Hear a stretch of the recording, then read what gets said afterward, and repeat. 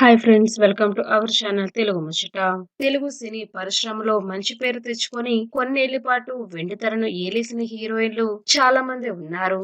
అయితే ఒకప్పుడు తెలుగులో టాప్ హీరోయిన్స్ లో ఒకరిగా ఉండి సడన్ గా దూరమైన నటి ఎవరో కాదు, భానుప్రియ.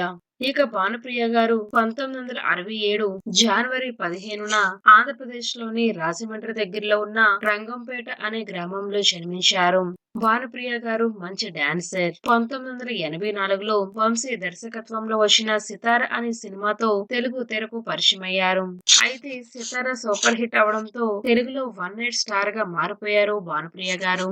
ఇక ఆ తర్వాత వరుసగా మంచి ఆఫర్లు వచ్చాయి. ఆమె తెలుగులోని టాప్ హీరోలందరితో కూడా నటించారు.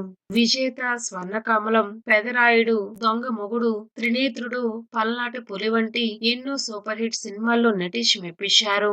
1980 నుంచి 1993 మధ్య కాలంలో హీరోయిన్ గా ఓ వెలిగారు. టాలీవుడ్ ఇండస్ట్రీని ఏలారు. ఇక భానుప్రియ గారు తమిళం, మలయాళం, హిందీ భాషల్లో కలిపి సుమారు 110 సినిమాల్లో నటించి మెప్పించారు. ఛత్రపతి సినిమాలో ప్రభాస్ కు తల్లిగా నటించి తన సెకండ్ ఇన్నింగ్స్ ను స్టార్ట్ చేశారు. ఇక దమ్ములో కూడా జూనియర్ ఎన్టీఆర్ కు అమ్మగా మెప్పించారు. అయితే సెకండ్ ఇన్నింగ్స్ లో వరుసగా మంచి అవకాశాలు వస్తున్నప్పటికీ కూడా కొన్ని ఆరోగ్య సమస్యలు చుట్టుముట్టడంతో సినీ ఇండస్ట్రీకి దూరమయ్యారు. అయితే భానుప్రియ గారికి క్రమంగా జ్ఞాపక శక్తి తగ్గడం మొదలైంది. దీంతో సినిమాలకు దూరమయ్యారు. అయితే ఇటీవలే ఓ ఇంటర్వ్యూలో భానుప్రియ గారు తన కెరియర్, వ్యక్తిగత జీవితం గురించి కొన్ని ఆసక్తికరమైన విషయాలు చెప్పుకొచ్చారు. చిన్నప్పటి నుంచి డాన్స్ పై తనకి ఆసక్తి ఉండడంతో డాన్స్ నేర్చుకోవడం మొదలు పెట్టానని, స్కూల్ అయిపోగానే హోంవర్క్ చేయడం మానేసి డాన్స్ చేసేదానని చెప్పారు.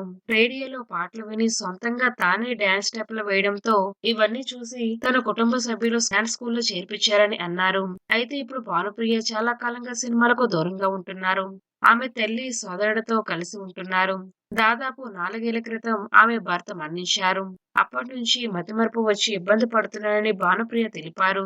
నేను చేయాల్సిన పనులు నేను గుర్తించుకోలేకపోతున్నాను. షూటింగ్ జరుగుతున్నప్పుడు చెప్పాల్సిన డైలాగులు కూడా మర్చిపోయిన సందర్భాలు ఉన్నాయి. ఇది దాదాపు 2 ఏళ్లుగా జరుగుతుందని అన్నారు.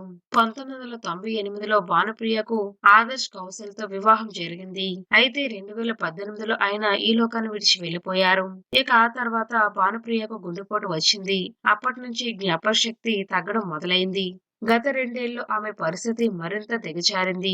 ఇప్పుడు మీడియాకు, సినిమాలకు దూరంగా జీవితం గడుపుతుంది. ఇంట్లోనే ఉండడం, పుస్తకాలు చదవడం, తన రోజువారీ పనులు తానే చేసుకోవడం ఇష్టపడుతుంది. అయితే భానుప్రియ గారికి ఒక కూతురు ఉంది. ఆమె పేరు అభినయ. ఇక భానుప్రియ గారు చివరిసారిగా నాట్యం అనే తెలుగు సినిమాలో నటించారు. అయితే భానుప్రియ గారికి ఎంతో మంది అభిమానులు కూడా ఉన్నారు. ఫ్రెండ్స్, ఈ వీడియో కనుక మీకు నచ్చినట్లయితే లైక్ చేయండి, షేర్ చేయండి.